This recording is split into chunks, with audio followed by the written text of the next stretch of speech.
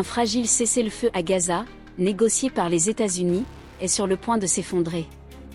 Aujourd'hui, des avions israéliens ont lancé des attaques puissantes sur le territoire palestinien, tuant au moins 33 personnes. Des témoins ont rapporté des explosions de la ville de Gaza à Khan Younis. Cette violence brise une trêve qui tenait largement depuis le 10 octobre. Le gouvernement israélien a cité 2 violations flagrantes de la part du Hamas pour justifier cette nouvelle offensive. Le bureau du Premier ministre Benjamin Netanyahou a d'abord évoqué une attaque présumée de combattants du Hamas contre des soldats israéliens près de Rafah. Mais un second point est profondément litigieux, une rupture de l'accord sur la restitution des otages décédés. Israël a accusé le Hamas de « violation claire » après la remise d'un cercueil contenant les mauvais restes.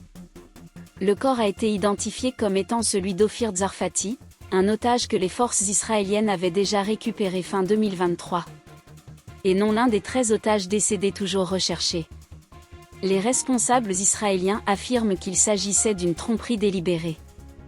Ils ont diffusé des images de drones montrant supposément des agents du Hamas, mettant en scène la récupération.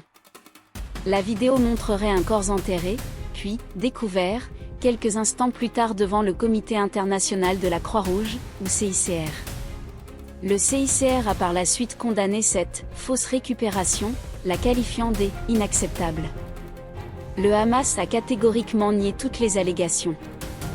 Le groupe a déclaré n'avoir « aucun lien » avec la fusillade signalée à Rafah et a qualifié les affirmations israéliennes de « sans fondement ». Le Hamas insiste sur son engagement envers le cessez-le-feu, qualifiant le bombardement israélien meurtrier de véritable violation. En réponse, sa branche militaire a annoncé qu'elle reportait la restitution du corps d'un autre otage. Cette escalade souligne une déconnexion frappante avec le médiateur de l'accord, l'administration Trump. Le vice-président américain J.D. Vance a maintenu que « le cessez-le-feu tient », qualifiant les événements de « petites escarmouches ». Il a affirmé sa conviction que « la paix du président tiendra ». Cet optimisme est de plus en plus en décalage avec le bilan croissant des victimes sur le terrain. Cette trêve était la première étape d'un plan de paix en 20 points, censé mettre fin à un conflit qui a coûté la vie à plus de 68 500 personnes. Aujourd'hui, une profonde méfiance menace de raviver une guerre que Washington avait déclarée en pause. Visitez nucmidot.com pour lire l'article complet. Le lien est dans la bio.